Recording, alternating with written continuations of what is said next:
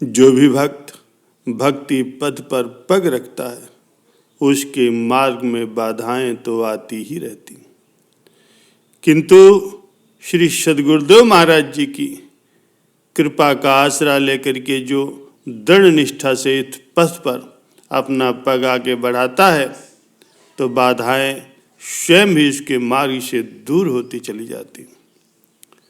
संसार में कोई भी ऐसा व्यक्ति नहीं है, कोई भी ऐसी शक्ति नहीं है जो उसके अटल विश्वास और अविचल श्रद्धा के सामने ठहर सके। प्यारे सज्जनों, ऐसे ही भक्त गोविंद राम जी थे जो कि बाल्यकाल से ही संत महापुरुषों के प्रति उनके अंदर अत्यधिक लगन, श्रद्धा और प्रेम था। वे अपने माता पिता के इकलौते लड़के थे। उनके माता पिता को ज्योतिषियों ने ये बताया हुआ था कि इस लड़के को नदी, नहर अथवा तालाब आदि में कभी भी स्नान मत करने देना, क्योंकि इसके डूब जाने का भय है। इसलिए उनके माता पिता ने भक्त गोविंद राम जी को नदी, नाले, नहर अथवा तालाब में नहाने से सख्त मना किया हुआ था। जब श्री सद्गुरुदेव महाराज जी श्री 108 श्री तीसरी पातशाही जी साधु वेश में थे, उन्हीं दिनों भक्त गोविंद राम जी को अपनी पावन संगत में सेवा करने का अवसर प्रदान किया। आप नित्य प्रति कुछ सेवकों के साथ सिंधु नहर पर स्नान के लिए जाया करते थे। नहर में भक्तों सहित स्नान करने के बाद आप अनुपम लीलाएं किया करते थे। भक्त गोविंद राम जी भी अन्य भक्तों के साथ सम्मिलित होकर के नहर पर श्री दर्शन के लिए जाया करते थे। सभी भक्त तो स्नान करते, परंतु वे नहर के किनारे एक पत्थर पर बैठ जाते और आनंदमयी लीला को निहारते रहते। एक दिन आपने निजी मौज में आकर के भक्त गोविंद राम जी को अपने समीप बुलाया और कहा, भाई तुम स्नान क्यों नहीं करते? भक्त जी ने ज्योतिषियों की भविष्यवाणी और अपने माता पिता के द्वारा नदी, नहर, नाले और तालाब आदि में स्नान करने से मना किए जाने का सारा वृत्तांत अपने श्री गुरु महाराज जी के चरणों में निवेदन किया।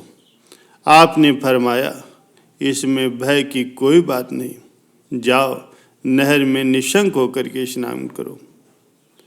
आपकी श्री मुख से ये वचन सुनते ही भक्त जी नहर में कूद पड़े और श्री सद्गुरुदेव महाराज जी तथा अन्य भक्तों के साथ स्नान का आनंद लिया। स्नान करने के पश्चात तट पर आकर के आपने सबको प्रसाद दिया और भक्त जी को पुनः फरमाया, तुम निश्चिंत होकर के प्रतिदिन स्नान किया करो।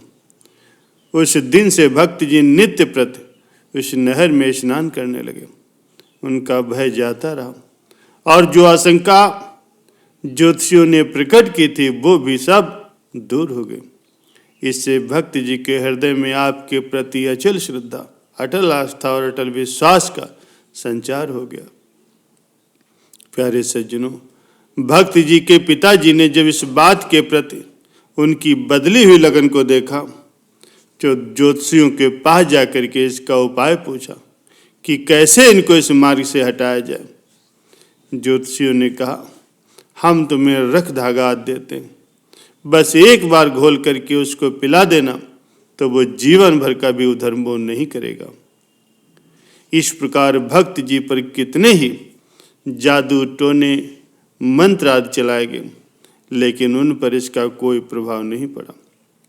अपितु प्रतिदिन उनकी दशा ऐसी बनती गई कि श्री सद्गुरुदेव महाराज जी के श्री चरणों में उनका प्रेम और बढ़ता गया, यहाँ तक कि उन्होंने रात्रि के समय भी घर आना छोड़ दिया। धीरे धीरे ये बात चारों तरफ फैल गई कि भक्त गोविंद राम जी साधु संतों के सेवक बन गए और उन पर किसी का कोई वार नहीं चल रहा है। एक दिन भक्त जी ने संपूर्ण वृत्तांत श्री चरणों में निवेदन किया। आप उस समय साधु वेश में थे। उसी दिन श्री सद्गुरुदेव महाराज जी श्री द्वितीय पातशाही जी के श्री दर्शन करने के लिए जा रहे थे। आपने भक्त गोविंद राम जी को भी अपने साथ में लिया और चले गए। वहां जाकर के आपने भक्त गोविंद राम जी के विषय में सारा वृत्तांत श्री सद्गुरुदेव महाराज जी श्री दूसरी पातशाही जी के श्री चरणों में प्रस्तुत किया। तो श्री वचन हुए कि निश्चिंत होकर के भजन अभ्यास करते रहो, जिससे कुछ भी प्रभाव उन वस्तुओं का तुम पर नहीं पड़ेगा। भगत जी ने ऐसा ही किया। एक बार एक प्रसिद्ध ज्योतिषी ने उनके पिताजी से कहा कि मेरा वार कभी भी खाली नहीं गया है और न ही कभी खाली जाएगा। एक बार उस लड़के को मेरे पास ले आओ, तो फिर उसके कदम फिर कभी भी उस ओर नहीं जाने पाएंगे।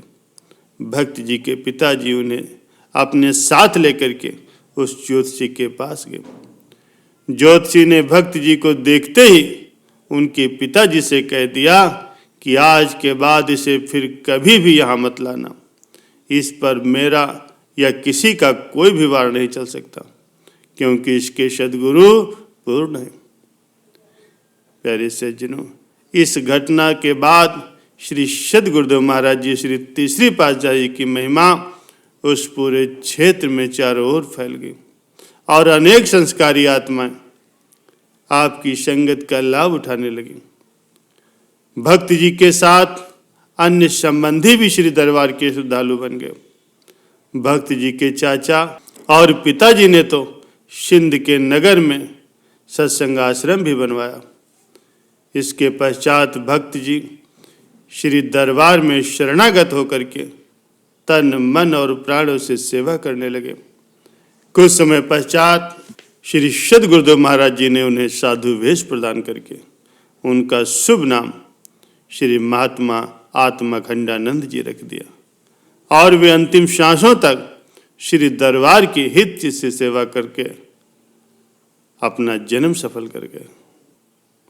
प्यारे सज्जनों, श्री सद्गुरुदेव महाराज जी तो किसी न किसी साधन से पथ से भटकी हुई रूहों पर मार्ग पर लगाना चाहते हैं। जिसको भी उनके दर्शन का सौभाग्य मिला, जिसको उनके चरणों में बैठने का स्थान मिला, उसने नाम उपदेश लेकर के अपनी जीवन का रुख भक्ति पथ की ओर मोड़ दिया। प्यारे सज्जनों, महापुरुषों की लीलाओं का वर्णन करना हर किसी के लिए असंभव, जैसे समुद्र की लहरों को गिनना असंभव।